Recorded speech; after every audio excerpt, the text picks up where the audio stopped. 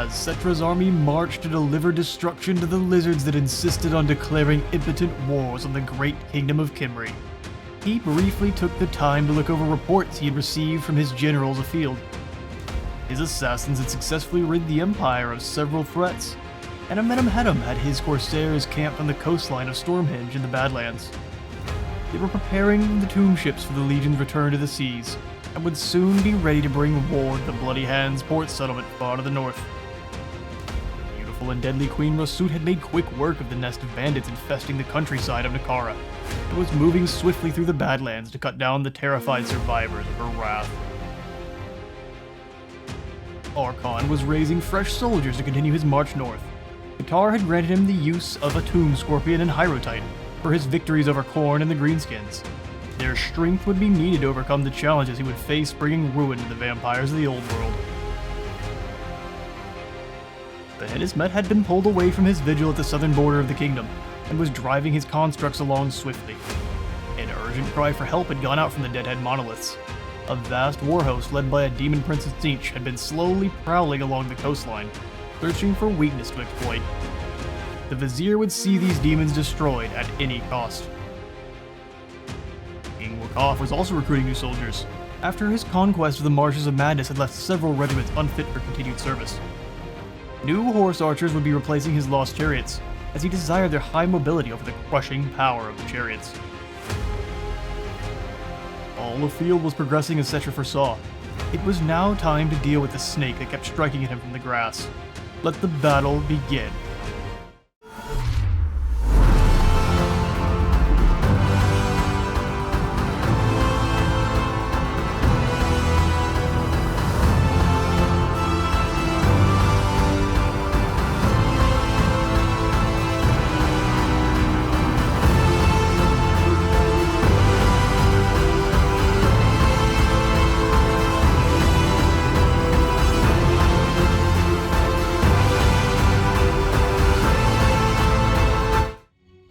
Kroq-Gar's lizards stand against us once more. Let's see what we can do to bring them down. We have all of our archer chariots and the normie chariot up front just to harass the enemy, see what kind of hidden units they might have, and absorb any kind of spells they would be throwing out. Kroq-Gar launching out the Hand of the Gods, and all of it except for maybe one of them getting through. So that will do very negligible damage. We've got our armored chariots pulling up the rear here. We're going to be bringing them in with Nebethar leading their charge. And the Necrosphinx is going to be rolling with Nekaph there. Their combined, his terror and Nekaph's ability to drop leadership should be deadly in tandem. And then of course we have the rest of our force bringing up the rear. Archers in the back, the great swords, and the very back there just so they can make it into combat completely unscathed. And then our halberds bringing up the sides. Let's get this battle going in earnest. Some souls screaming on in. Picking up a few kills in those chameleon skinks and dropping their leadership by a bit. Chameleon skinks are going to be a problem no matter what. Those blow darts are deadly, they're poisonous, and they have quite a bit of missile resistance themselves. We're going to want to try to chase them down once we are able. Otherwise, not a lot of damage will be done to them. Of course, souls do plenty of damage every time. In charges Nekaph and the Necrosphinx. We wanted to try to pull as many of their units forward as we could. Of course, Kroq-Gar being one of their more deadly. Everyone jumping in together on this group of Kroq-Gar. All of the Royal Chariot Guard, as well as Nebethar, should be working together to bring down these big old crocodiles quite nicely. These halberds actually being armor-piercing will rip through that innate armor the Kroq-Gar have with that tough skin. And the Grip of Assyrian also coming down to weaken them and get a bit of extra damage on them. And a model already falls. Going to be a bad time for these crocodiles. We also have the archer chariots on the outside to lend some chip damage. Never underestimate chip damage. Some more chameleons firing on in from that left flank there. While it will be poisoning our Necrosphinx, the damage is going to be very, very minor without having all of the buffs that Oxyotl does bring to the Sphinx, the Skinks. He gives them a lot of extra armor piercing that they do not normally have. Settra's War Kitty is bounding into the middle. Dropping down a Skull Storm as well.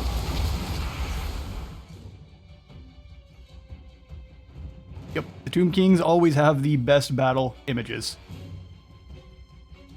Got a bunch of chameleon skinks running for their lives as the Dust Devil of Skulls and Souls rips through their line, chucking Saurus aside like they're tin cans. Settra is very deadly on top of the War Sphinx, and we figured we would switch it up for this episode, and he will be rolling on the War Kitty for the entire battle. For the entire time here. Kroq-Gar charging on in, happily bellowing a war cry, challenging our chariots who are refusing to actually turn and fight him. He's going to get bogged down in the regenerating Khepris Guard, as well as all of those halberds. Gonna send a few flying with his own Wrath of Tra kind of ability. But the Necrosphinx smells fear, and so does Nekaph, and they are both going to ride out over and jump on Kroq-Gar while he's exposed. That Skullstorm is still ripping through this line of Saurus. Not a lot for them to do except for get tossed around like ragdolls. We'll swing on out and let the battle commence. Our own Wrath of Tra going off, and Settra has all of that mass. We're going to use that to get on in on this Stegodon and do some proper battle between the big beasties, Pokemon style.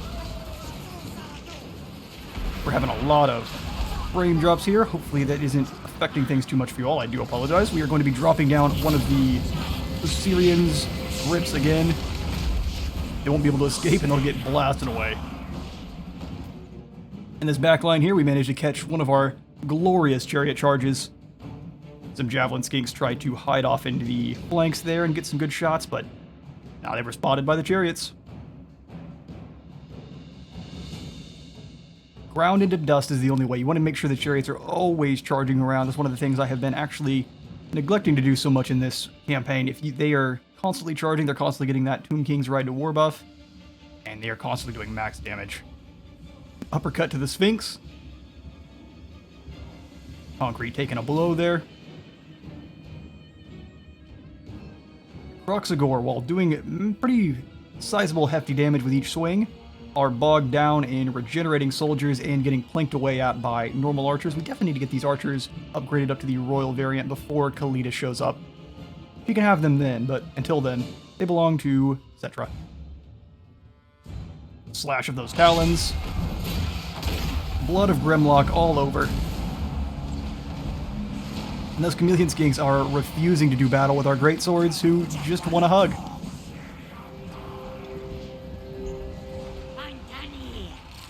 Got some chariots bogged down. They need to probably pull on away. That is a lot of bodies surrounding them. A lot of damage coming to each individual model. Even more souls slam in, and Settra is going to swiftly rat off this Stegodon, allowing him to deal with the rest of the army. And the Royal Chariot Guard have impacted as well, scaring many of these forces off. There is absolutely no escape. The War Sphinx loves combat. And Kroq-Gar was slain by the Necrosphinx as he tried to run like a coward. Grimlock is again going to be taking a nap. We'll see if they have what it takes to bring him back, or we're able to bring them down beforehand. But this is the end for this battle. Kroq-Gar's forces flee, allowing us to claim the settlement. The last one goes. We will hunt down as many of them as we can to fill up our canopic jars. That's the battle. And with Kroq-Gar utterly vanquished, it should be a short matter to mop up the rest of his forces here. We gained a decisive victory with 16 skeletons falling to their 1,873. Majority of those kills going to our artillery and our chariot crew, as one would expect. Settra picking up himself a nice 132 kills, and 102 going to Nebethar. For Settra's Trail, we will go ahead and just occupy. No reason to sack our new lands. Waaagh II has earned himself a chariot, and we're probably going to have to take him off of said chariot. We have a storm of a necromancy, as per usual. Settra's Trail is now under our control. We have to keep moving towards the Temple Avenue of Gold. I think we're going to start doing so. I'm going to delete these crypt barracks here, and then we'll put in the walls and continue on. there had been tales of lizardmen that had ventured into the southern wastes to bring war at the demons at their home. Ratep had been traveling across the ever-warping and changing landscape for some time, with no sign of the foolish crusaders. No matter, for his king bid him chart the southern wastes, and it shall be done. Tzeentch's puppet had finally landed on our shores, only to be driven back into the warp where their foul brood belonged. The open seas had taken a terrible toll on the Feathered Prince's forces, and most had been lost long before even reaching our coast. It was then a simple matter for the Archer militia to slaughter the tattered legions of demon that managed to stagger onto our shoreline. This victory feels strangely hollow, however, for the changer of ways' plans are never so simple. We must not drop our guard for a moment. Settra finds it strange that those who most wish for war on his kingdom often are the first to beg for their lives. The scaled vermin of Tlaqua have thrown their petty declaration of war at Khemric. Did the loss of their armies and lands not prove a worthy lesson the first time? If they so wished for destruction, it would be so.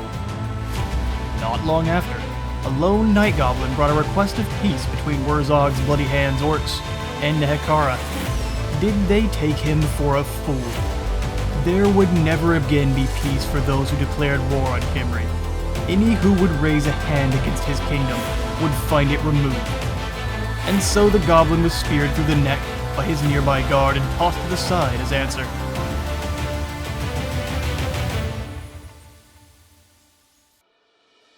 A horde of savage beasts is amassed outside Galbaraz, seemingly rising from the very lands of the Waste themselves, led by a large Bray Shaman that was being held aloft by two massive raven's wings. The very air around the warhost warped and twisted with the dark energies of chaos. No matter how brave, the defenders cannot hope to hold against such an army alone. Both the Tomb Corsairs led by Amenemhetem and Arkhan the Black's Legion moved to fend off this invasion by the Bray Herd, but help may come too late. Rasut had been busy hunting down the remnants of the Stuff Snatchers bandit gang. They would all be captured and sacrificed in Both's honor. The souls of the already slain were enough at this point to imbue her sacred panther mask with power once more, and allowed her to resummon her lifelong companion, the panther who bawled to Fani. Vermin of all kinds are distasteful to the Tomb Kings, none more so than the vile Skaven. They make their home underground and in ruins, their brood hives ever expanding, swelling like great tumors under the earth, waiting to burst forth a wave of chittering death to all those above. Wakhaf scouts had discovered Clan Moors lurking in the nearby mountains, and Settra has given the order to purge the vermin before they can become a threat to Khemri at large. The Blades of Kassar would have much work to do. King Wakhaf has been granted his war with Clan Moors. Let's see if he can deliver a victory. We have moved on Karak Azgal. It is being defended by a group of 4 Storm Vermin, Sword and Shield and Halberd variety, as well as some Clan Rats and then Night Runners acting as their missile troops. Auto Resolve is going to give us a decisive victory. The advisors think the exact same as I do. I think this is going to be a crushing. Let's take the fight to them. While these vermin were posing no threat to us at the time, that could change at any moment, and they are known for their backstabbery, so we're not even going to mess with it. We are going to declare war first and destroy Clan Moors before they can build up any forces whatsoever. We have all of our cavalry spread out, all 6 horse archers. We're going to use them to just fire over the walls and overwhelm them with our sheer volume of fire. They have Night Runners on the side that just can throw in a straight line, so unless they go forward, they're going to have a very hard time, or get up on the walls, they're going to have a hard time actually doing any return fire. All of the other cavalry was off to the left flank there. We're going to use them to knock through those gates, and then wreak havoc on the Skaven from the rear. Let the battle begin. Wakhaf's War Kitty is bounding on forward, and we've got Apophis just waiting until he can turn into a swarm of scarabs. He can just flutter on over the walls unopposed. Got the excellent color scheme of Clan Moors running around, kind of that rust red color. Got rats all over the place. And we have summoned in some of the Kepra Swarm, and Apophis has taken to the skies himself. They're going to rush right over those walls and allow a Skull Storm to sweep up as well. Cast Warp Gale. Quick, cast Warp Gale. No one here can. It would be a good idea, though. We were getting blasted apart by the wall towers there. They're quite deadly. They've got the 660 missile strength, so each shot is going to do pretty insane damage. We're going to want to make sure our chariots keep moving. All of the cavalry streaming forward into the walls there, and our ranged horsemen are moving on in and harassing these poor Skaven very nicely. If they run with their backs to you, their shields are incredibly ineffective, as one would expect. Got some clan rats bursting from the ground. All that takes is a slight adjustment. Our horsemen are so much faster than them that, unless we aren't paying attention, we should have no trouble not getting captured. I'm sending one in to try to knock down those walls as well, and we'll bring them on back. Don't mind using a bit of our arrows to weaken this group's leadership a little bit faster. I could probably also charge them as one and rout them off. I chose to just kind of run away and let them run out of their time there. They will despawn after some time and just die. Kepler beetles are descending from above. And the clan rats are going to have a really bad day for a moment. I just wanted to use them to weaken or destroy those Night Runner slings best they can. And they did a very good job. Magical attacks and bonus versus infantry working out well for them. So they're going to descend from the skies and most likely rampage out pretty soon. So I will lose control of them, but they're going to do as much damage as they can before they go. Lots of damage coming in from those walls. Many warriors are going to lay in crater marks, never to rise again. As long as we keep moving. Ooh, that was a nasty hit. Several of those lads have been extinguished. New summon has gone up, and my large Kepler riders are into combat now as well. Blades swinging instead of using those bows, which seem pretty inaccurate and pretty ineffective. Waakhaf is still working through that front gate. He's going to take his time getting on through there. And all of our warriors are trying to get to the walls. Even our lowliest can help match their storm vermin in a straight-up fight. And so we want to make sure we are taking advantage of that best we can, getting as many of their Skaven there caught up in melee as possible. This group of clan rats that they summoned is already terrified and routing on away. Nice and simple. We can use our mobility to keep the Skaven back. Getting blasted apart by the walls here. Use that mobility to outpace them anytime they think they have the advantage on us. But some of our cavalrymen actually came through the walls. Sometimes they will open the gates up and allow you to come through. That's kind of what's happening here. They've been caught in a melee that they really don't want to be in. Gates destroyed on the other side. So the one with all of the horsemen out front has been destroyed, so they can come on through. Wakhaf was already in, and he had summoned in a group of horsemen as well. Try to shut down those archers in that back line there. Up and over, we've got another Skull Storm coming down, as well as the Kepler Riders that have been kind of caught down in battle. Having a hard time getting them out. They're really large units that actually don't have a whole lot of weight. That is an awesome sight. Is launching the clan rats. Now it's going to be ineffectively going off to the corner, but it is damage while it could. It's pretty random, but that's kind of the nature of a tornado. All of our big beastie units are in now. We can swing on them back over to the other side where our horsemen are pouring through the front gates. There are many enemies to smash and many points to capture, and I've got lots of horsemen to do it. Skaven are going to have no way to keep up with the number advantage as well as our pure mobility advantage. Office has landed down amongst the rat assassins to show who the best and biggest assassin is. Definitely not them. They really don't like my horsemen out on the side, though, and they continue to summon clan rats. I would say wastefully so. Getting filled with arrows and trampled by hoof. Not a good way to start your morning. Horsemen are pouring on through. I've got the horsemen engaged with these storm vermin, trapping them in a corner and not allowing them to help out with what's going on with Waakhaf up here on the top, where he does have some clan rats rolling with him, but clan rats are nothing to a war sphinx.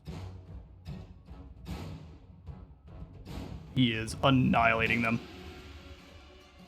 Speed that on up. Wakhaf will continue to pulverize these rats in the north while the stalkers fire on, hopefully over the heads of our reinforcements there.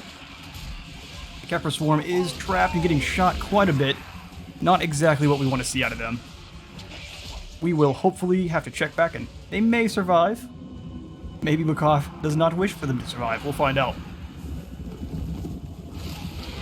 Flame rats thought they were brave, but they get surrounded and will soon succumb to sheer numbers and weight. You can already see them start kind of just exploding. Bad time.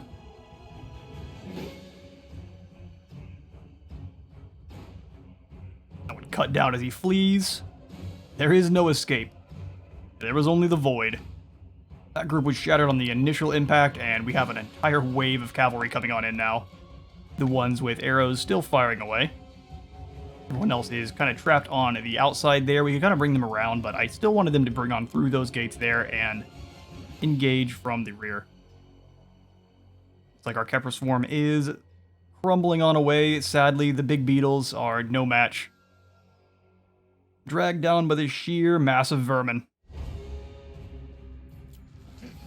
Actually, I hoped my reinforcements would get over in time, but they were just too slow, and we end up losing them. Frontline, stay! A bit ironic, the front line was gone, and now the Night Runners are being crushed by horsemen.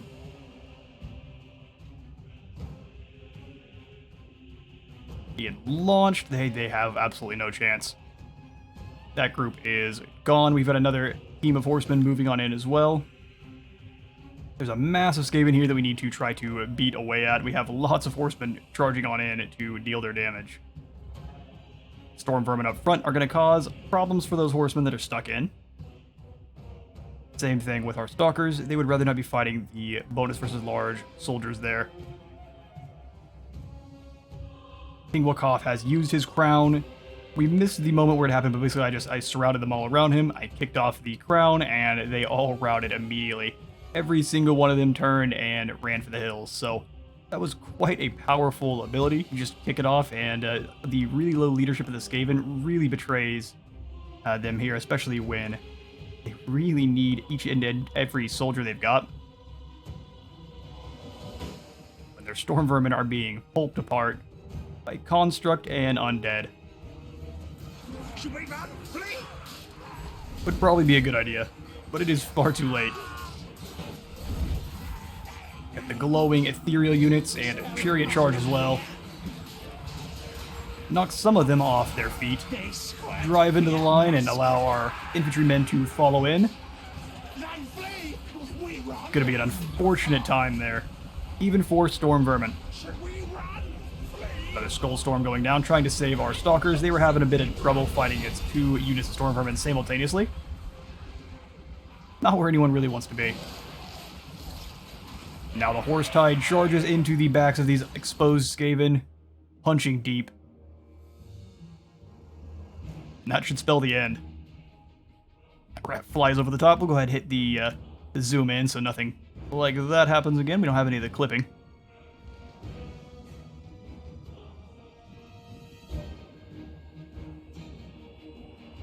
Blades twirling. Looks like he hit his friend in the side of the head there. Getting a bit wild with that swing. Horsemen charging on down. The chariots coming on back in for another charge as well. And that unit of rats is no more. Shattered. We will spend some time slaughtering the rest of these rats. But as far as this battle goes, the settlement falls. And Wakhaf takes the victory. We definitely didn't send the Khepra riders in to die. That definitely didn't happen. I don't know what you're talking about. They're very good in melee. We will take the win. We lost 105 to their 2,080. We routed off most of them with Wakhaf's crown of the get the heck out of there. The rats do not like terror, and Wakhaf brings all of it. We will take that victory, and then we won't even sack the settlement because what do the rats have that we want? Just this land. Take it for me. Belongs to King Wakhaf. And actually, we've rebuilt the beautiful dwarven outpost that was here before, and he's become a sapper, so we will have more leadership when laying siege or encircling. Some sturdy shovels and a good plan. This one has a knack for getting past enemy defenses. I guess we speak like the Argonians. And we have another Storm of Necromancy off. There shall be a never-ending tide of sandstorms. If we don't have a sandstorm going on a turn, we've done something wrong. For King Wakhaf, let's see, what do we want to make him? Better at fighting? I like making Wakhaf better at fighting, but actually let's go ahead and start increasing his cavalry. So we've got the elite cavalrymen here that will upgrade all of our horsemen of all kinds, speed, weapon strength, and missile strength. Sounds good to me. Then we'll probably go ahead and grab... I'm actually thinking Sun-Scorched Bones or Arrows of Asaf. We are either going to replace this entire retinue of... I kind of want to replace these guys with Royal Guard, since they would be a kind of archer spearman hybrid that would work very well to hold the line and allow his horsemen to crash in. Plus, they've got poison arrows to slow lads down. I think they'd be a very deadly combination, and he is a king, so wouldn't he need some Royal Guard? For Apophis, we've got a single skill here to pass on out. I think we're going to go ahead and give that one to... Training, finally? I don't know that Mentor, since he's a cursed Scarab Lord, and I guess he's a cursed Tomb Prince, so he probably just hands his skills out to other Tomb Princes. We have many of those.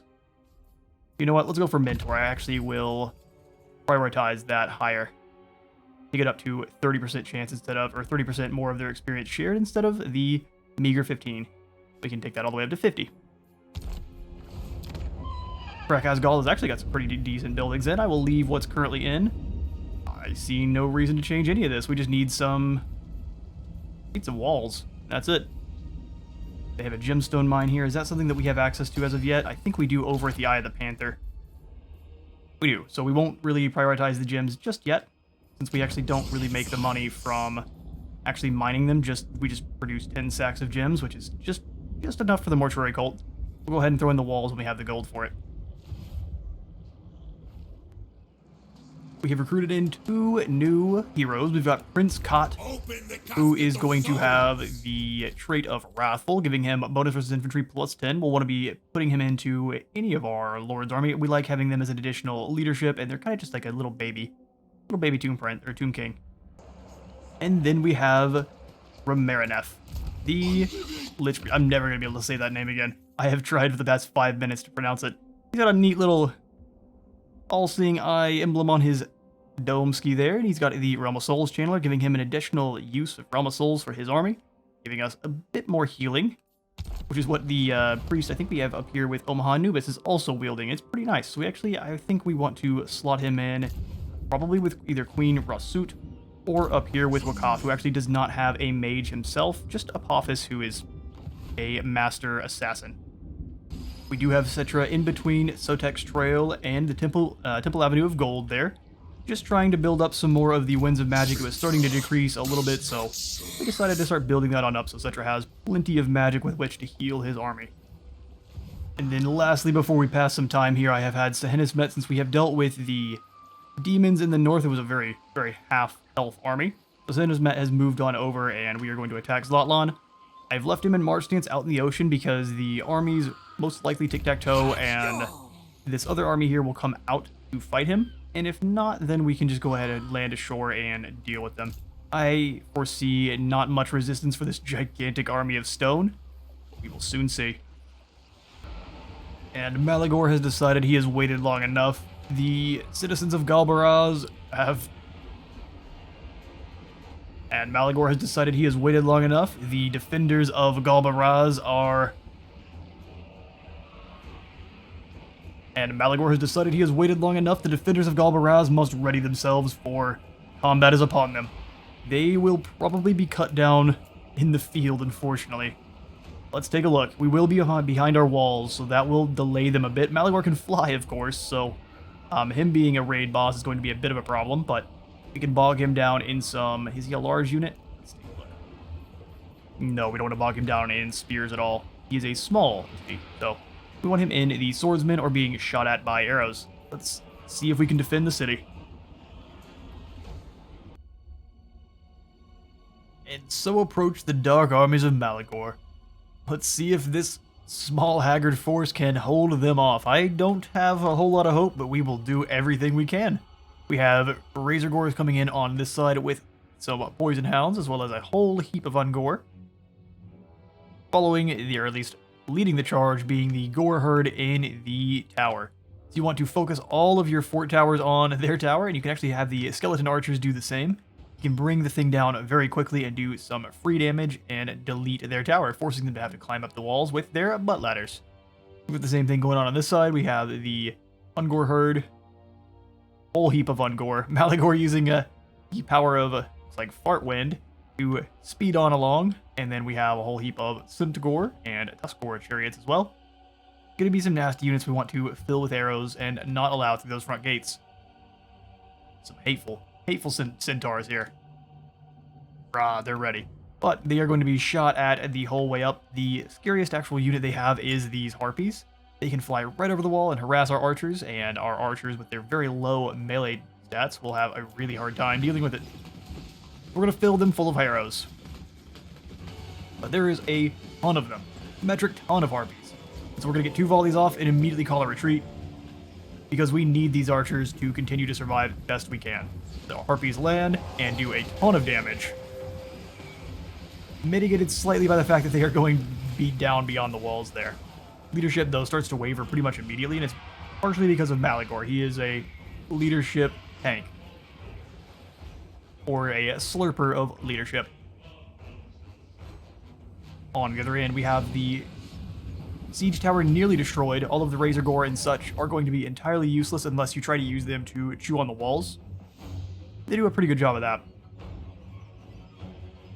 The amount of brambles they have tied together to make this singular siege tower here is quite impressive.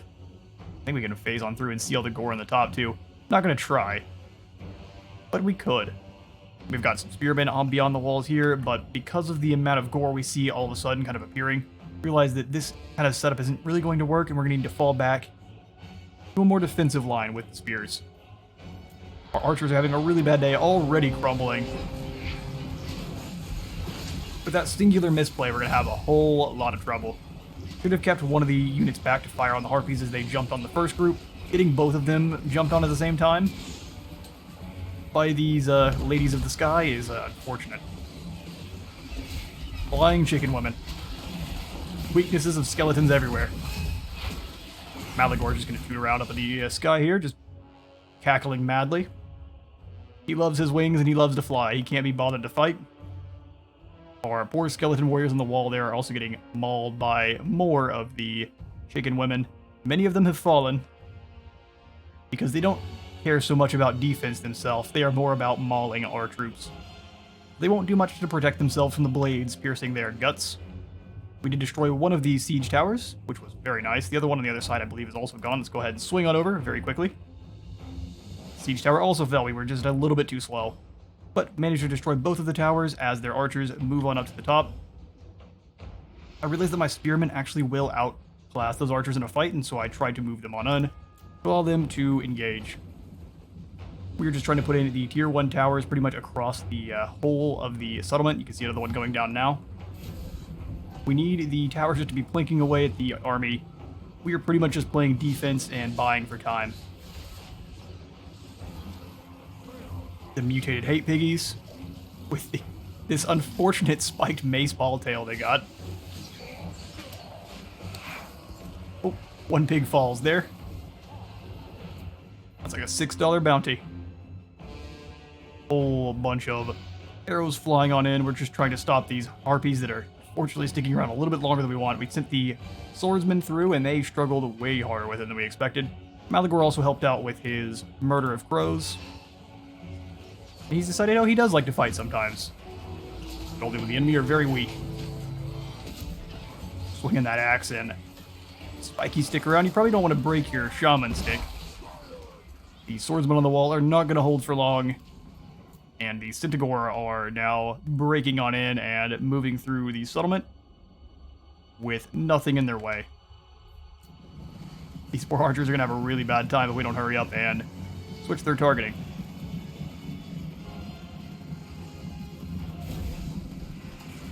Charging on in, all of our archers are focusing. Try to get as much damage as we can before they actually impact, and they actually get stuck on our swordsmen with a stroke of fate. Bit of luck. We're going to allow them to continue to pincushion their horsemen. Literally. Got their little and shields to block arrows with. And the Harpies get into the back line once again. We've got to retreat and bring some more soldiers down. Those Harpies just really being the bane of our existence there. We did chase off one of the groups of Centaur. Pulled the archers back on this side just far enough to continue to allow them to bombard into these Ungor raiders. We will not enjoy a archer duel ourselves. We want to try to preempt that battle the best we can. They are bleeding out of many orifices, exactly as we wish. Gore are going to be a lot more deadly than their Ungor brethren. Got a bit more muscle tone, and they're wielding 2 axes apiece. A bit more akin to the stereotypical Minotaur you might expect. Unlike the Minotaurs you see in this game that are, have done a lot more steroids than most Minotaurs. Razor Gore are being held up by the Spearmen only briefly. The Razor Gore should have no trouble beating down on those spears, and we don't have a lot of them. Here are the weak Soy Boy Ungors. Taken to the walls, but being stabbed down by Spearmen. Yeah, they're like half the size of the Gore there. And the best Gore get even larger.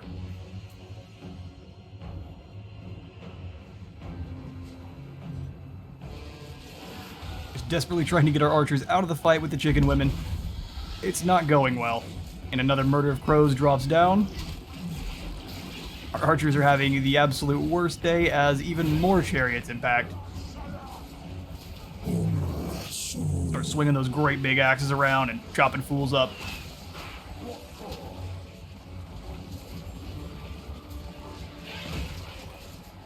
They are trying to fight it through a staunch line of spears, so it won't be a complete walk in the park. And then we have some Ushabti charging on in from the rear as well. Keen on ripping those Tuscarora chariots down. We can get rid of them and allow the other forces to focus down the Centaur. Centaur they do struggle quite a bit in melee. All of the spells dropping down for our opponent there just to try to weaken our forces as the Harpies continue to rat on off. Our lads on the wall fought bravely, but they were eventually destroyed. They just don't have what it takes to hold up against the dual axe wielding Gore.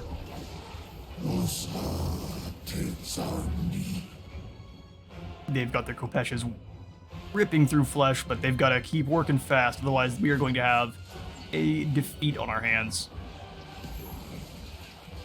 Gore have actually been successfully pushed back by our spearmen. In no small part due to the fact that they weren't actually given an attack order. They were trying to run away from us for a moment. And that allowed us to get a lot of free pokes into their side.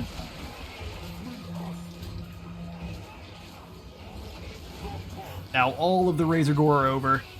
Being attacked by the Razor Gore, the Gore, all at the same time is going to be a nightmare for those poor spearmen.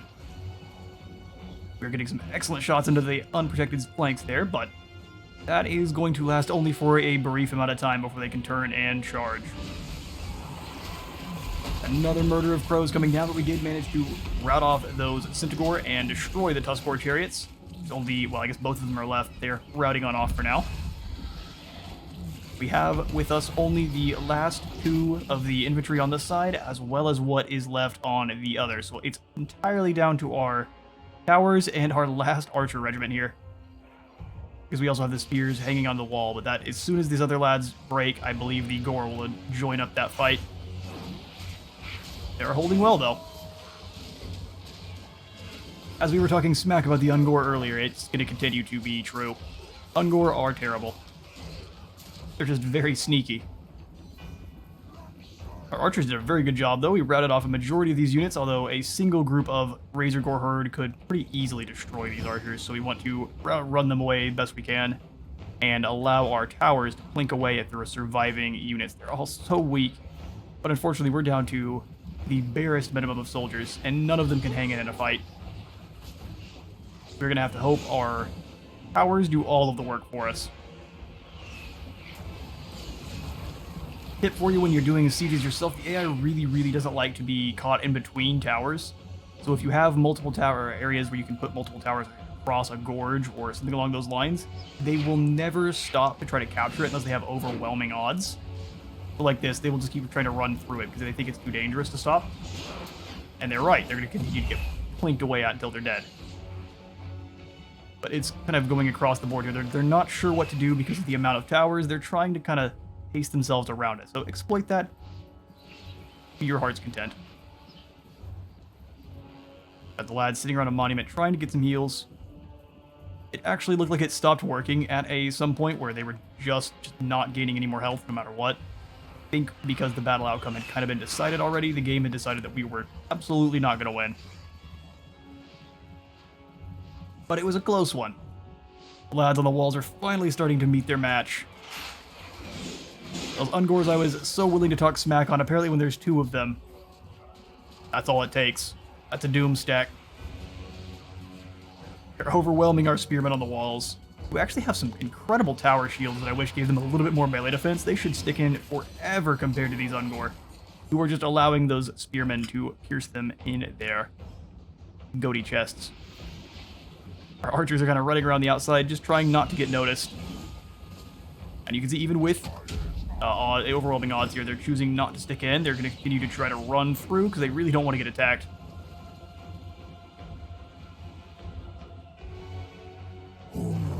Most of their forces are trying to converge on the victory point. They claim this for a certain amount of time, they win no matter what, so... Not sure why they're walking over there, but this is a very good opportunity for them. Malagor should have also been hunting down our individual lords. He pretty much just stays floating around right here the entire battle.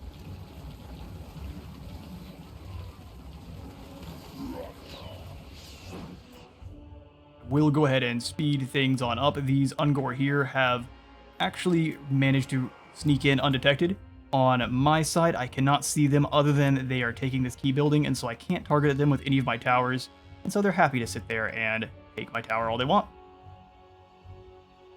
So it doesn't really work out so well if the units can't be spotted by the towers.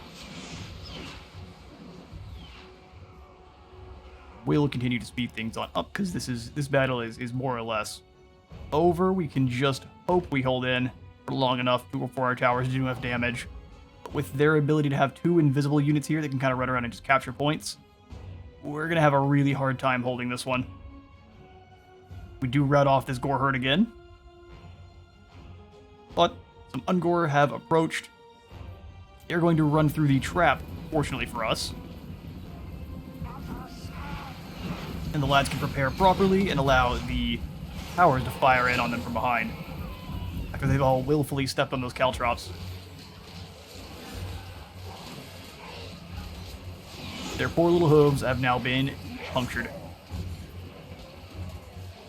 The damage is going to be very negligible. Our soldiers are incredibly debilitated and fighting on their last limb, so all of the damage is coming from those towers, which are pretty much shooting Ushabti arrows. They're slightly weaker each.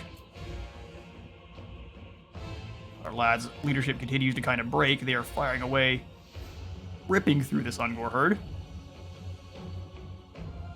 Just had a few more soldiers and possibly one of our mages. I think we could have taken this battle, no problem. But as it is, there's just a few too many of them left.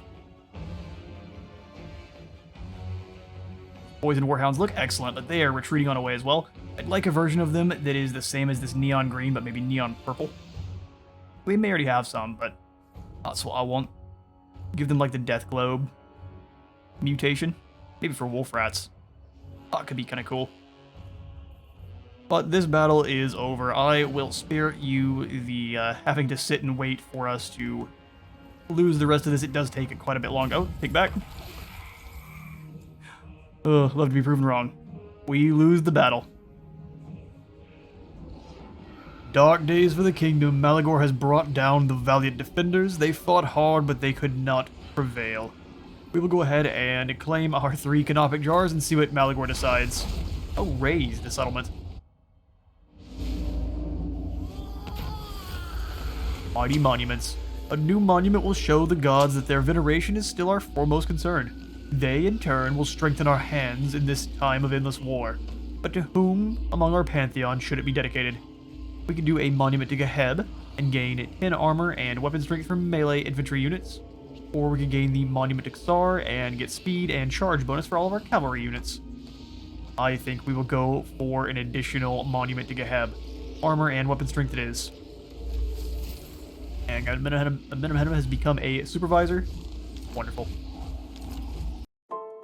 Settra had just given the order for the Vulture Lord to continue his march north and destroy the remaining savages at their source. He knew the only way to stem the green tide was with flame and blade, and Amenemhet would gladly do his part to expand the borders of Khemric even further. With his northern front sorted, Settra turned to crush the defenders arrayed against him at the Temple Avenue of Gold. The last defenders were against the wall, and after this stronghold fell, it would be an easy matter to annihilate the rest of this pitiful kingdom. The last defenders hold but one final major settlement. Let us take it from them. For our battle strategy, I've got both Settra and the Necrosphinx moving on in together, with the Casket of Souls able to blast anyone that does fatefully manage to surround them. It'd be a really bad time for them. Most of my chariots, well, the royal chariots are off to this side. I'm going to send them back to tear down that other gate and charge on in and cause some damage behind. I have a much larger infantry force here in the woods, being led by both Nebethar and Nekaph on either side. I'm going to send them in and have them cause some problems together. While Settra's team, which is the smaller infantry force, pretty much the same, just with one less archer and one less of the... They don't have the great swords. Coming in on this side here. I'll have the chariots charging on in, and as soon as we're through the gates, they will rush through and obliterate anything that's also surrounding either Settra or his Necrosphinx. They wade into combat. Settra is incredibly quick now. Got 107 speed on his War Sphinx, so he is moving at lightning speed.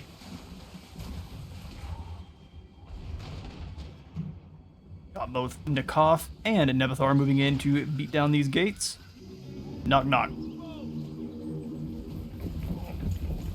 High Elf archers on the walls ready to face us, as well as the Phoenix Guard, so some formidable defenders. They send a volley on away. Blinks very harmlessly off our Tomb Guard's shields. Better luck next time. Got the Royal Chariot Guard rushing on around the outside flank there. Probably giving several of these Soras a heart attack.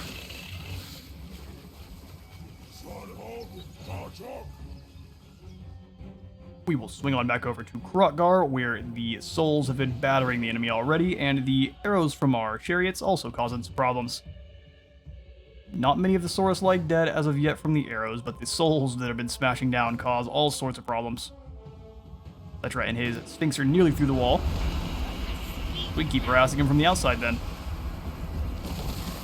I did want to see if the Wrath of Petra would hit the troops on the top. Some of the radius effect attacks like that do. Wanted to see if this one does, and it turns out absolutely not. Several of these units have been injured quite badly before the battle even begins. Hate to see it. Settra has broken on in through the gates. It is definitely time to run. Guess he's going to take a moment. I was definitely probably on the other side of the map. Given some orders, we'll swing on over there in slow-mo, see what's going on. It is mostly just our enemies retreating for their lives. Our Tomb Guard have hit the walls. I'm going to send them all up and over. While individually they may struggle against the Phoenix Guard and Lothern Sea Guard, together, all as one, they will fight very well. Especially since we have the regenerative soldiers holding the main line there. Definitely taking some hits. Bobbleheading around, but we'll get these dual blades slick with blood. Back over with Settra, who has not been given the attack order still. Get in there, buddy. In they charge. Getting hit on the wall just a little bit. Shoulder check the door. The end is nigh. Bounding into combat. Bonus versus large or not. We've got Settra and a Necrosphinx together. That is a whole lot of damage. Batting aside some Saurus. The ones that do get hit explode, as is their right. We've got our actual arrows at the walls now, lending their support, weakening those actually pretty lightly armored High Elves. Definitely with no shields. Any chip damage is getting all the way through. As more and more of the Tomb Guard actually manage to make it to the walls, throw up their ladders, and lend their support to the battle. as the Khemric are actually holding quite well. Ripping through the line there.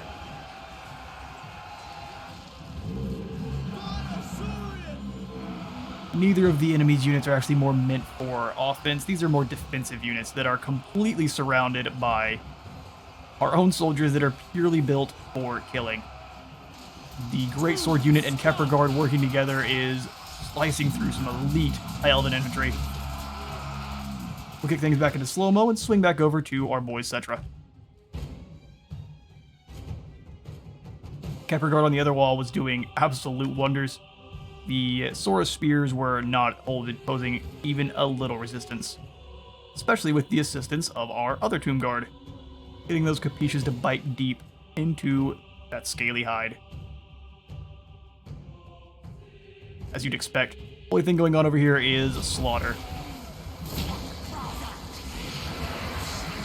Smashing into a squared formation unit of those skinks.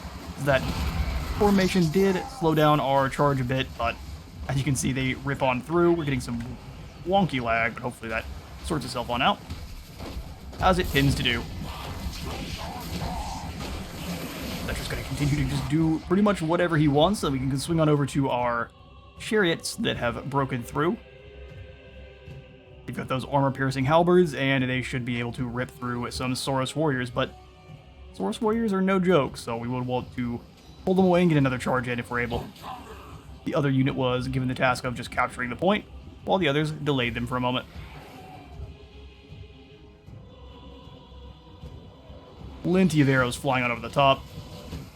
Once we finally through the gates, the Saurus are just kind of walking to their deaths. You see them just kind of being launched backwards by the combination of Nekaph and Nebathar and their beaked horses. The gates actually weren't down yet, though. They were opening them and coming on out to fight us. You can see how well that's working out for them, as the Khemric now ascend from the walls to lay waste to the warriors inside.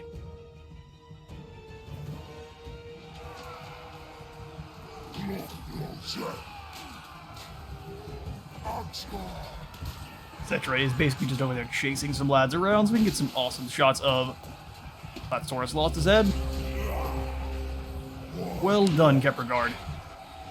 They should have no trouble routing off those Saurus there. And now that we've got our Royal Chariot Guard rolling together, we can have them pretty much bully whoever we want. They're going to continue to do that, and Settra has himself a whole heap of skinks in his way. And it looks like all of them are happy to charge on into their deaths. Great blades slicing through plenty of Saurus.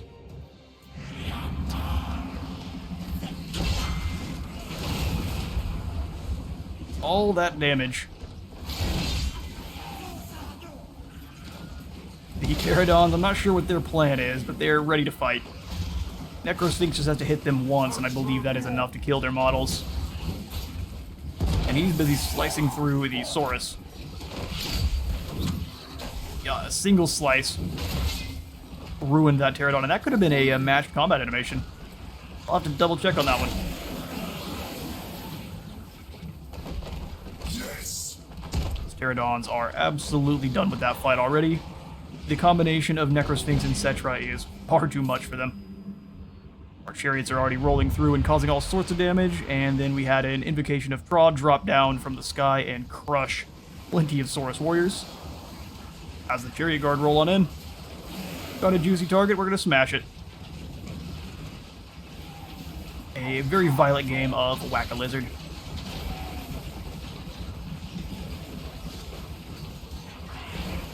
Most of the Saurus are now broken. Single charge of the Royal Chariot Guard usually being enough to finish them off, no problem. Thought we had time, the big battle kitty bounding in on time, but perhaps not. Here he comes. Charge of the Wall Sphinx. He got caught by the chariots. Foolish chariots. Robbing Settra of his glory. Necrosphinx as well. And then, just for good measure, we will drop down a Skullstorm. Why not?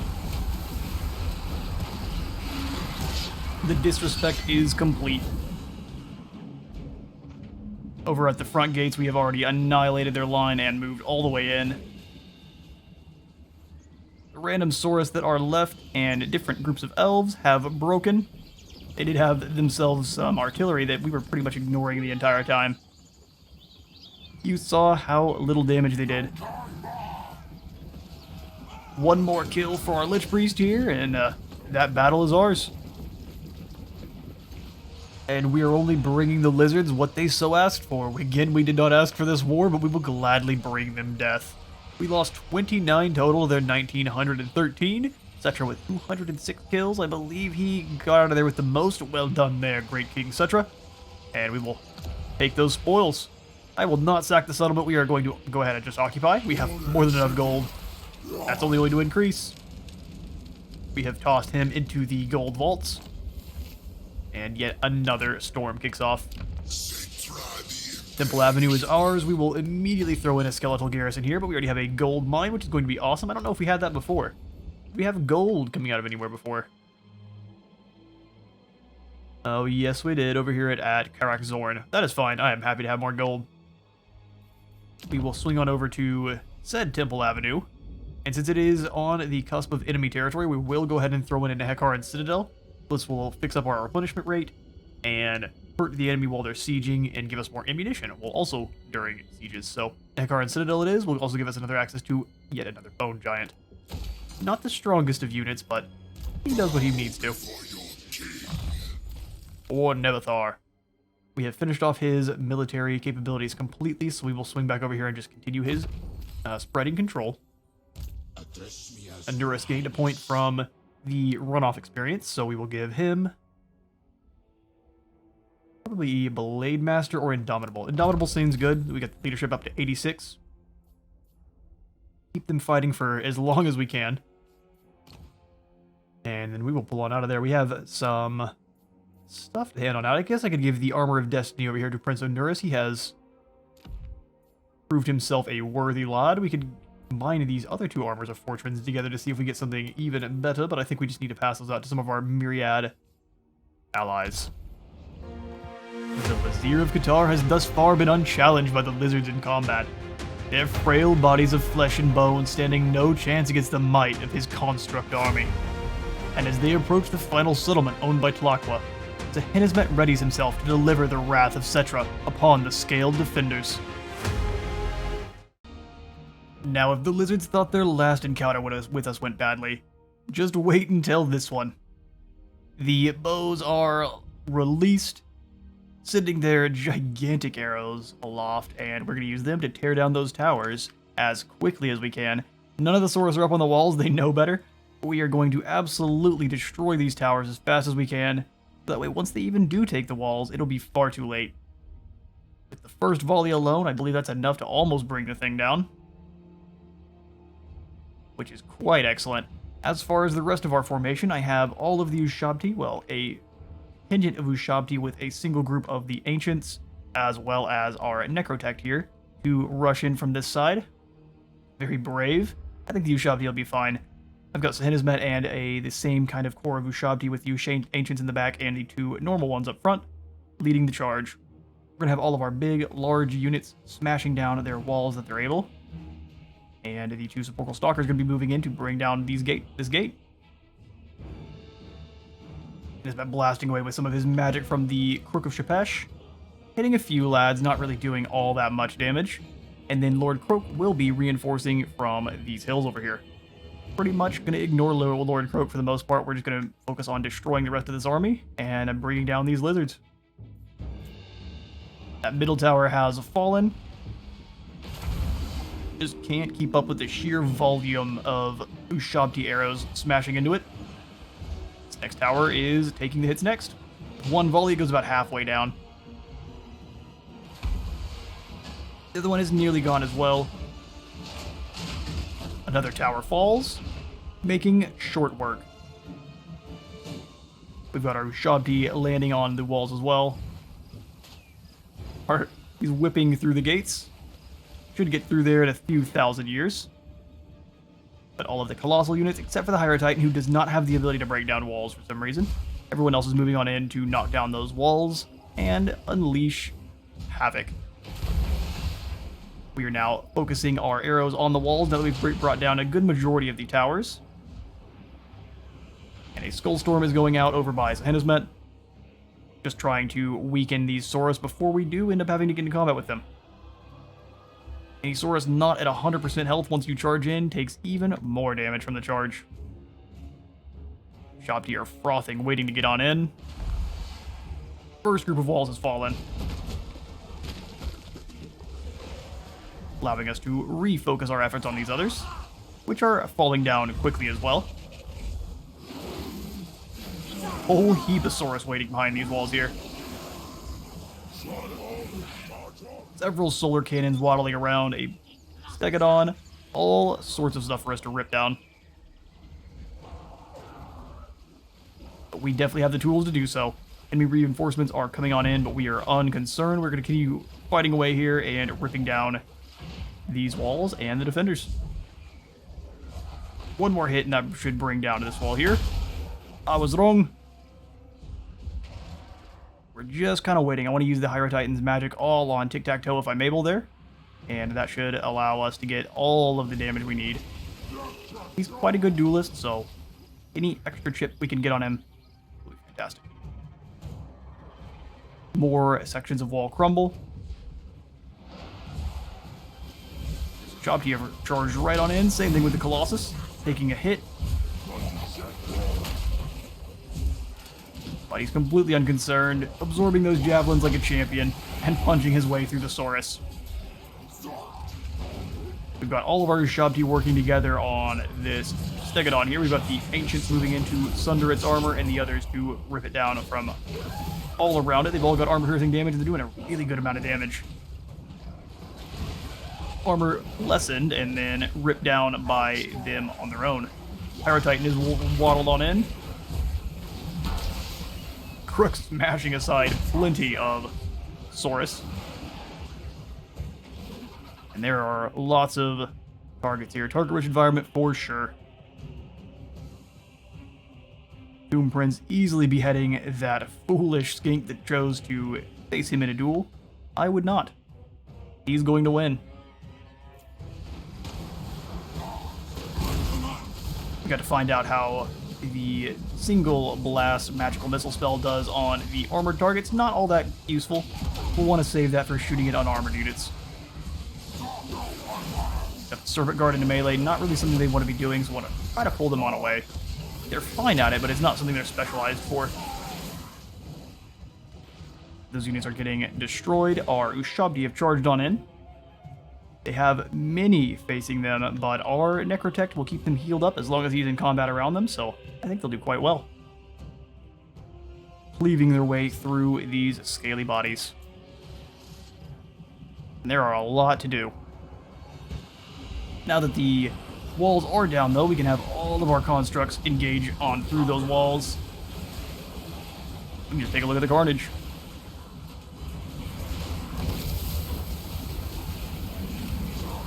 Triple Ushabti core causing all sorts of problems.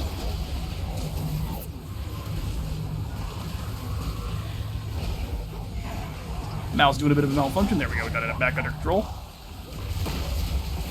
Doesn't matter if you're Temple Guard, doesn't matter if you're Saurus. You all die the same.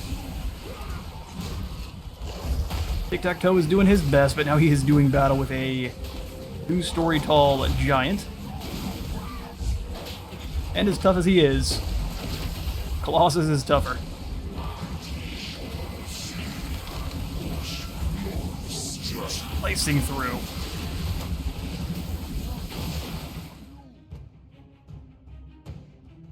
Absolute carnage for the Lizardmen.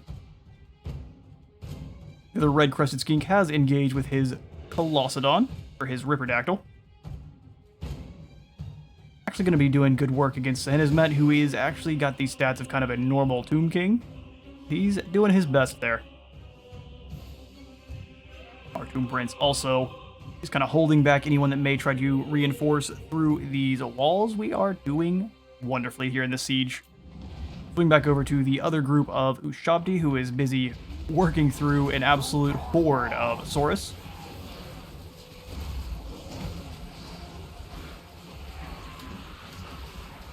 No Shabti have lay slain just yet. Plenty of Saurus have already been killed. Sundered Armor is really playing a part because we're ripping through what little the Saurus do have. The Saurus are really not a very heavily armored unit in and of its own right, so they're just taking as much damage as we can possibly throw at them. Realized they were getting a little bit too far apart. We needed to pull the lads together, so they start working their way all into one gigantic stone blob.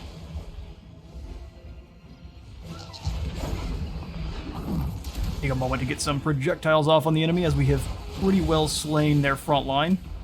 Now it is just moving through and hunting down the remaining forces. We're going to have to move through the trap, unfortunately, but I don't think it's really going to weaken the forces too much. Enemy buildings are under attack, so Hennezmet's moving on up through this right flank here.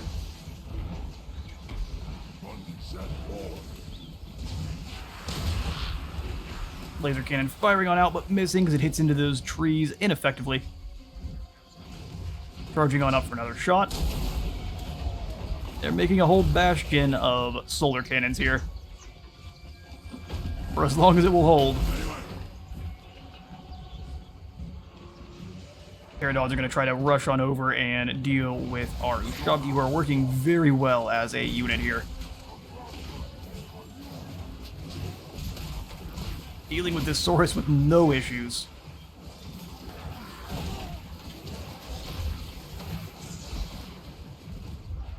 The Necrotech being really the only one there that's taking the damage, since he doesn't have the ability to heal it on up through that barrier, and so death is upon them. Skullstorm whipping through on any of the normal units there, and the others getting punched out.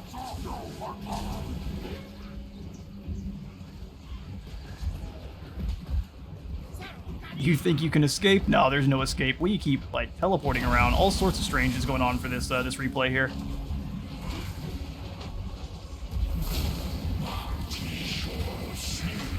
We have broken their line. It is really just mopping up the disparate forces that are still left. We'll capture this point pretty quickly since all of those are large units. Serpent Guard blasting apart their air force, what was left of it. Another Bastillodon falls. We have only to work on the next one.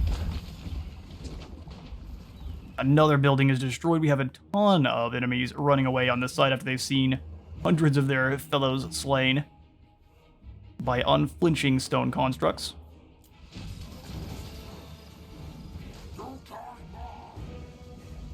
All of our archers still moving on out the outside. We can bring them into melee now because there are not many against us who can actually stand the amount of damage they just took. Ouch. Poisoned, and they're sitting some fire back. Our turn. Not quite as well that second volley there.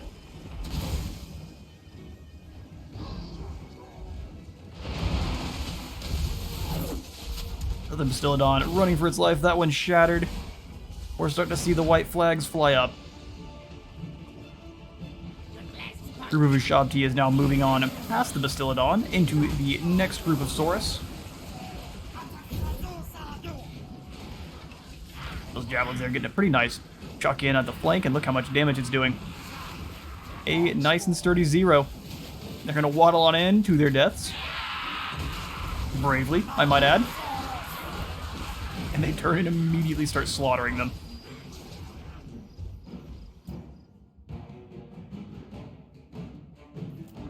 The Titanic statues have broken through the city. Lord Kroq is dropping down some assistance on this other front here. Our Ushabti who are fighting against some normal Saurus. A wee bit of chip damage comes in on us and we're going to continue moving forward.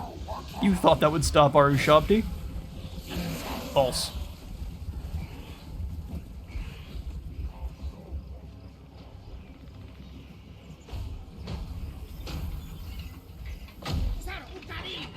Pyro Titan very easily leading the charge as the leadership starts to break across the board.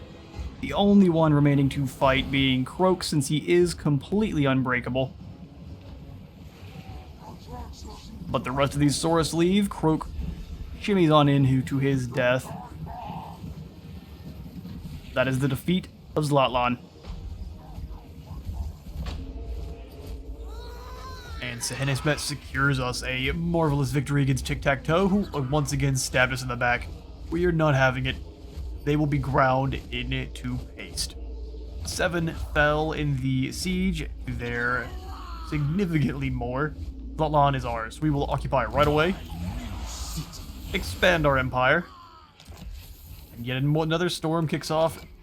Should be ripping these poor lads here to shreds. Kroq or not, they will all fall. I believe they are out of settlements now. Unless they still... No, they don't have Dawn's Light or the Fortress of Dawn. Now we will be fighting against the High Elves. And this should be the end for the lizards. We just have to get Settra moving on towards the Caverns of Sotek, and that will eliminate the fools that keep stabbing us in the back. We were going to allow them to survive and recruit their solar cannons into our war, but turns out they would rather fall. We're going to have Rasut continue to chase down Drakh and his bandits. He will continue to keep recruiting on up, so we must chase him down until his faction is no more. We're going to go into March stance and kind of try to force him... I would say we try to force him towards where he doesn't want to go. Either towards Gorgazon or up in this direction. That way we can continue hunting him down. Arkhan, we are going to try to catch Malagor in an ambush, but we will see how that works. For the Vizier's skill points, we will go ahead and grab Usirian's messengers, giving us access to an additional Khemric Titan and 3 more Assyrians Kepra Swarm. And then wherever he is, we'll have 3 more recruitment capacity. The messengers have arrived, and we will see about increasing his overall ability. So we have the Revered Stonemasonry for now, and then we can either go for the Stone Sentinels, or we can go find the... I'm trying to figure out where the one comes in for my Sepulchral Stalkers. That's for the Khemrian War Sphinx, which we do not have any of. Okay, so this one gives us the 2 Sepulchral Stalkers, Tomb Scorpion, and the Necro Sphinx, which we also don't have any of. I think for now, all of our lads are being upgraded by the Revered Stone Masonry. Now, we will for sure not have any chariots, so we'll go ahead and grab Stone Sentinels and start working down that one. That way we can get access to the Ancient Stone, giving all of our lads even 12% more to their weapon strength and 15% more spell resistance, which for this army would take us up to quite a large margin. Yes, see it is done. For the Prince Onuris, I think it is time to go ahead and give you Blade Master. Tomb King. Our Necrotect did quite well that battle. So we can go ahead and give him the Incantation of Repair, giving us more replenishment rate for construct units in our army, and then we can kind of see if we can increase the overall capacity for some others. So for Tomb Scorpions, for the Snake Boys, or for Ushabti, I think we want more snakes. More Ushabti. The Khemric Titan is considered the most powerful construct the Nekarans can bring to bear against their enemies.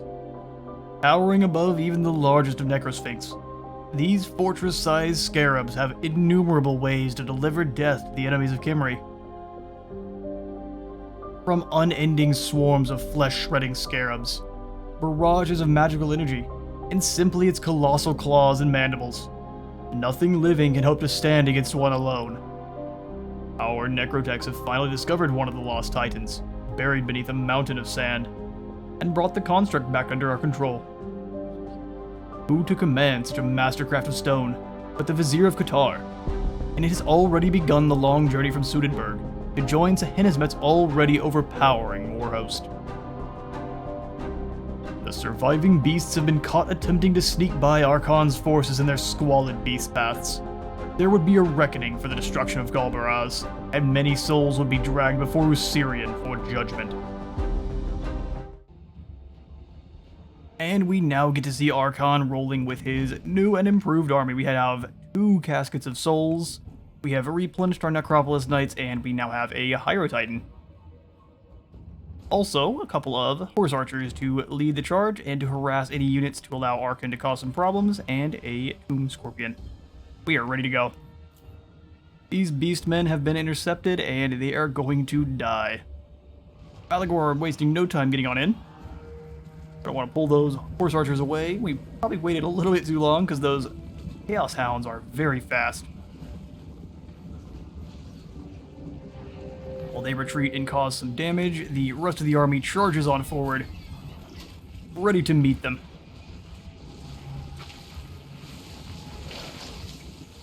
The Necropolis Knights forming a sturdy wall. Those Warhounds are going to just get run over and immediately rout. Harpies descend from the skies, also to be run over and immediately routed. These Razor Gore probably being the things that will hold up the best against us, but only by a small margin. As we are able to quickly rip through the War Piggies as well, who are rampaging and quickly being killed. The rest of Arkhan's force is barely even going to get to fight. We do have the Ungor here, though, who are going to get run right over. As acid rips through their line, melting many of their order. The Necropolis Knights were sent in on a mission. We didn't feel like taking a single bit of raider damage, so they are going to be destroying these poor Ungor raiders. Not much of a battle. More of a beastmen round them up. All of the Razor Gore have already fallen. Malagor is still kind of flapping around, but he's being shot at by every single these javelins chucked at him by every javelin we have. Bring down the Dark Omen, we bring down the Beastmen. We do get a summon of the normal skeleton warriors on top of that, as well as an extra large unit of 200 of them. Malagor's forces break. We didn't think the Beastmen were going to hold for too long, but this is a job well done. We just have to hunt down the remaining forces here. Pack them into our canopic jars. And Malagor will blight these lands no longer. We lost 6 in the Beastpaths there, but the Vermin were slain to the last. We will go ahead and harvest those organs up. And another event, Splendid Structures. The cities of Nehekhara are without compare in their scale and grandeur. However, time ravages stone just the same as flesh, and now our buildings are badly in need of restoration. Upon which of them should we focus our endeavors? Rebuilding our armies would give us construction cost minus 15% for advanced military buildings, and then the other would be for infrastructure. I think we'll go for it, rebuild our armies now. Settra's revenge was nearly complete. The scaled menace that had brought war to his doorstep time and time again would soon be no more. Ground into dust beneath his legion. They had fought hard and traveled far to expand his kingdom's borders and put down this threat, and he would not be stopped here. And now it is time to bring about the end of the last defenders. Their last stand, as it will. We have our archer chariots up front to harass any of their shielded units and keep them hunkered down.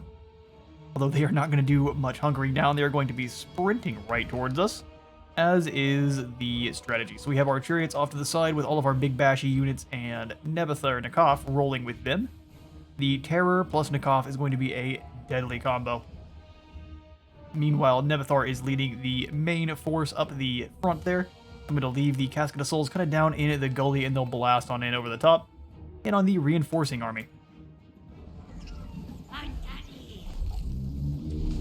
Saurus are really not sure of what they want to do. They're kind of rotating all around. It seems like they're going to bring them forward now, and Settra will meet them headlong.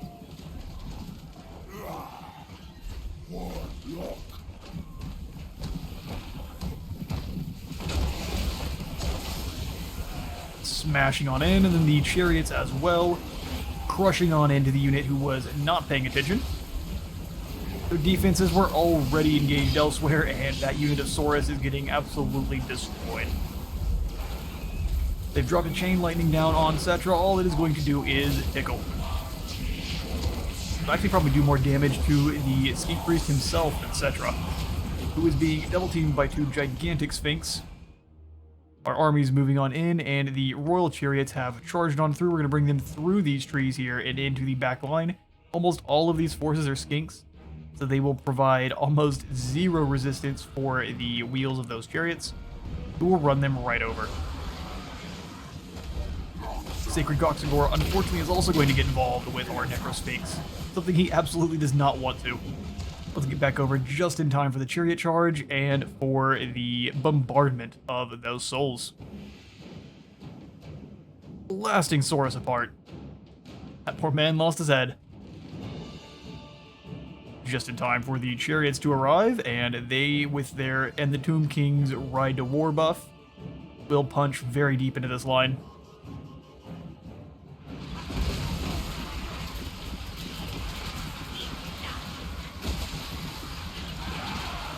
Absolutely launching the skates. 2 units obliterated, 2 more taken down to about half. A quarter on this group. Another bombardment coming in, so any of them that are sticking around to fight are quickly going to rout, and that should quickly chain route that unit there. While Settra and the Necrosphinx continue to deal their damage to this Sacred Kroq-Gar. Ancient Kroq-Gar. But Saurus Old Blood is basically the only surviving... Or this is a Scarvet, isn't it? But the Scarvet is their last surviving soldier, and the rest of our army is charging on in. Chariots are very well dealing with this unit of Saurus by themselves. They destroyed all of those skinks solo, and they have some reinforcing Tomb Guard running on in. Charging and to engage the enemy. We'll keep the archers outside, just allow them to fire over the tops. We're not really going to need them as it stands. Most of the enemy is routing. Drop down the compulsory surrender. It'll just take a few more slashes, and this Scarvet will decide that war is really not his way. Not as strong as he once thought he was. As the garrison from the town also being just run down by the chariots, they are going to be hauling cheek away.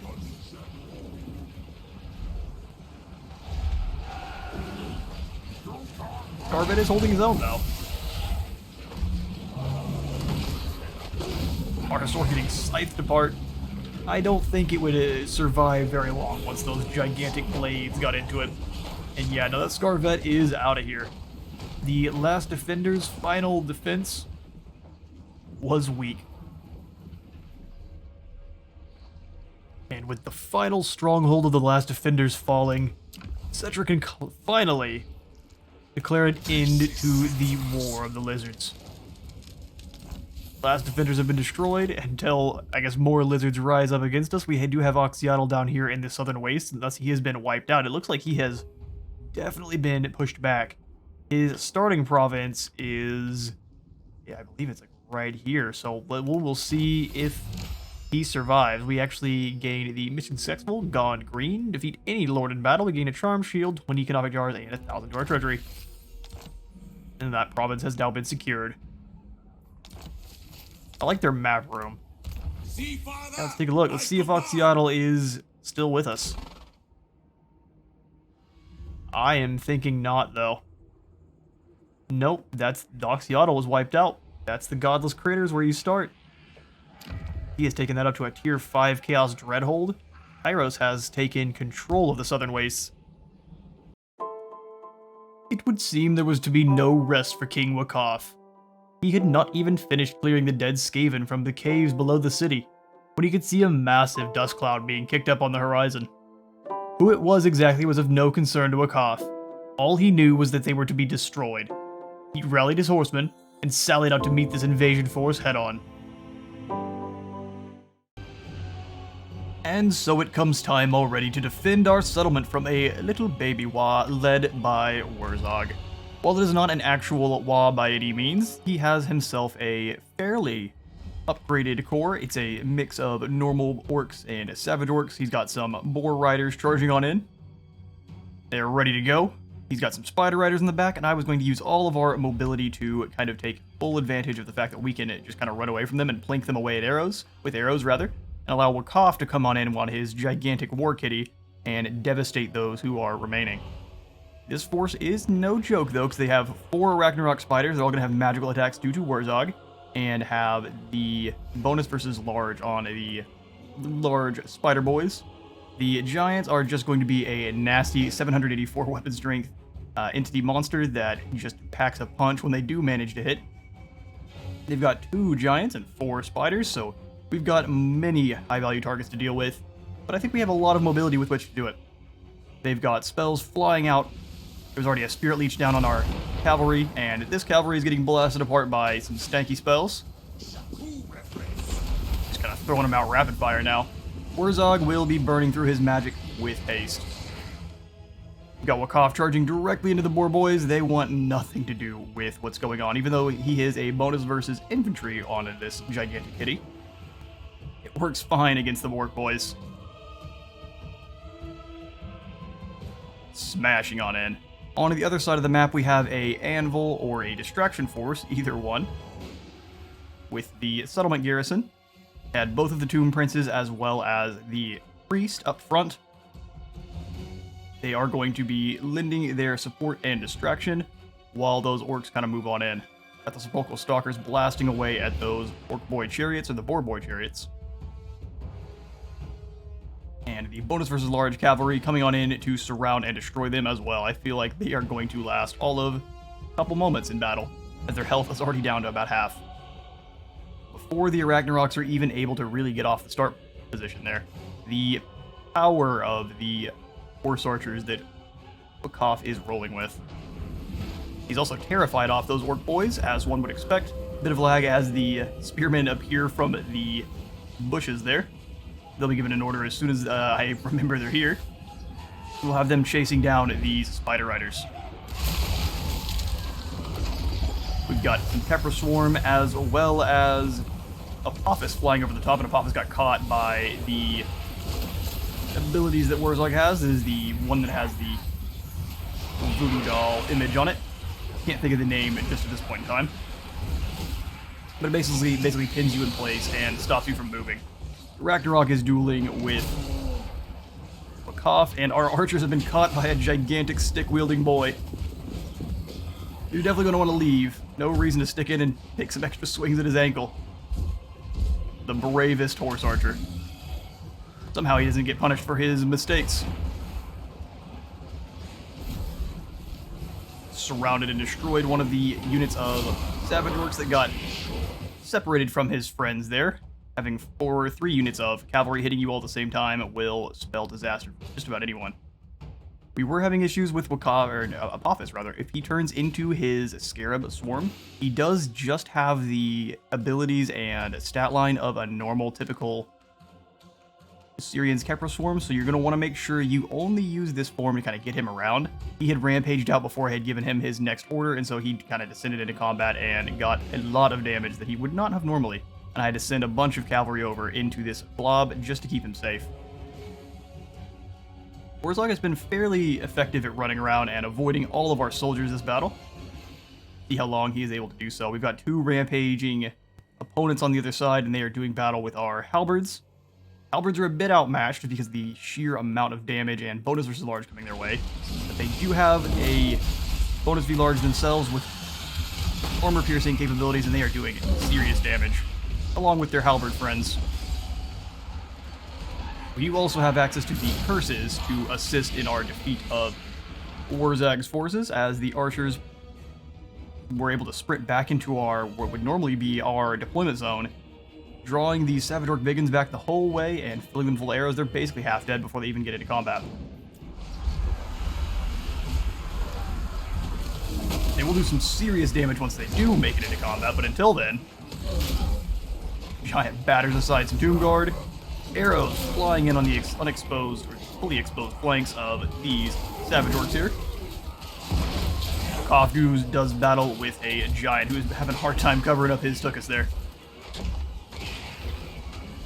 Need to gain a bit more clothes, and then Dobby will be a free elf. Got all of our weakened archers firing their shots on over.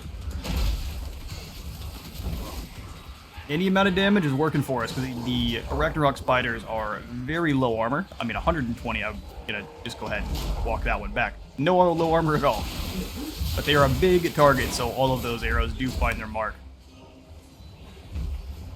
Vulture are also all able to blast away at this giant, while our Tomb Prince blocks gigantic branch weapon with his shield.